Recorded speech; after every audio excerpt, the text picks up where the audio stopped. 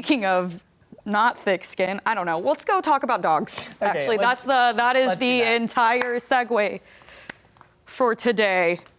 So we're just gonna keep chit-chatting. Yep.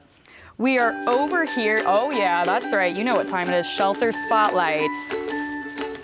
And we are with Michelle with Rescue One. Michelle, thank you so much for being here today. Hi, thank you for having us. We're kind of talking about very important topic, but you guys are going through a lot right now at Rescue One and you're really needing resources. Kind of talk to us about that. Yeah, our numbers are slowly rising again. We had a large amount earlier in the year, and we've worked really hard to try to decrease that amount. Yeah. But the requests just continue to come in, and the emergencies are continuing. You know, it always happens. So it's a struggle. It's always a struggle. Is this a season where you guys kind of expect this influx, or is this a little bit different? Sometimes it is, yeah. Kitten season, ramps things up. A lot of puppies.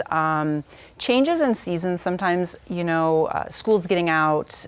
Summertime. Any kind of change seems to cause changes with whether it's people who don't want to keep their dogs anymore, or there are more strays, or more litters are being born, can always affect everything. It's such a big issue, especially, really everywhere, but especially here. I know a lot of the shelters are facing this, not just Rescue One, but what would you say that people could do to kind of help alleviate this issue? Because that really does take all of us to help this kind of greater issue that we're facing. It's community-wide. The biggest thing, spay and neuter your personal pets. That makes a huge difference in stopping those unwanted litters, accidental litters as they're called. But if your pet is not spayed, you can expect puppies at some point. It just happens. Works. So that makes a big difference. And a lot of people aren't ready to adopt, can't adopt, and that's okay, if you can't adopt. But fostering is a great way, donating supplies, sharing our posts on Facebook. All those things are helpful, just getting the word out and being active in the community with promoting shelter adoptions, fostering and anything like that. Well, talking about the supplies that you guys need and people, if they can donate, what are you guys looking for right now?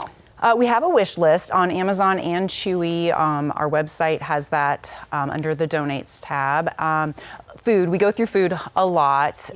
Dog treats, surprisingly, we get those donated, but the volume at which we go through those, because we're working on training with a lot of our dogs, dogs love treats. So those we go through really quickly.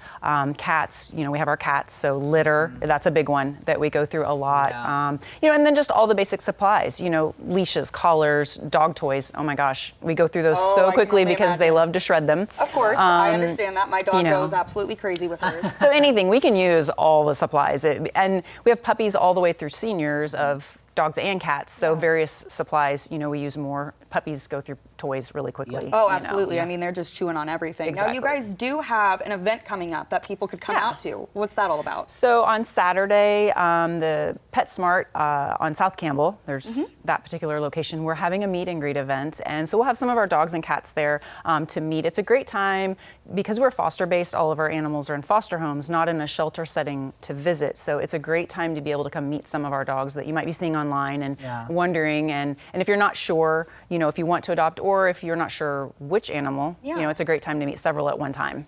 That's I amazing. love that. Yeah, and also just to remind people, so, obviously we have this event and there's all these kind of issues we're facing right now as far as shelters go in the community, but the biggest way really is to adopt an animal and get them into a good home. So remind them about how that process works over at Rescue. Yeah, so because we're foster-based, you submit an application online, we'll process it, contact you, schedule a meet and greet, and that's to determine if it's a good fit. We want to make sure the animal's a good match. So it can be a little bit longer of a process because it's not just to walk into a shelter, pick it, and leave. Right. So, you have to expect a little bit of a wait. You guys are doing kind of a matchmaking service. It is. It kind of is. And so the meet and greet events are great because you get to meet several.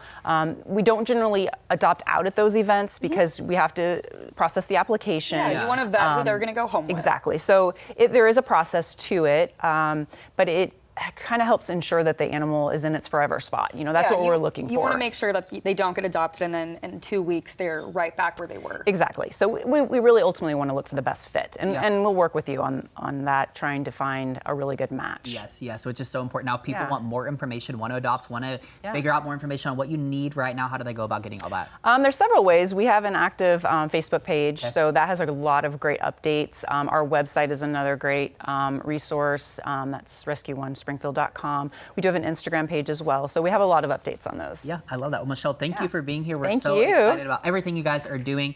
And you guys get out there and help these sweet pups. 'Cause they Donate, need foster. it. There's so Yeah. much you can, or just go, donate your time. Help out. Yes. Lots of ways we can help. All right, thank you, Michelle. Thank you. Well, coming up next, if you're a fan of sushi and a fan of breakfast, then you're not going to want to miss what we have next. That's right. Our friends from Least of These join us to share their breakfast sushi recipe that you can actually just make at home. That's right, so don't go anywhere. We'll be right back.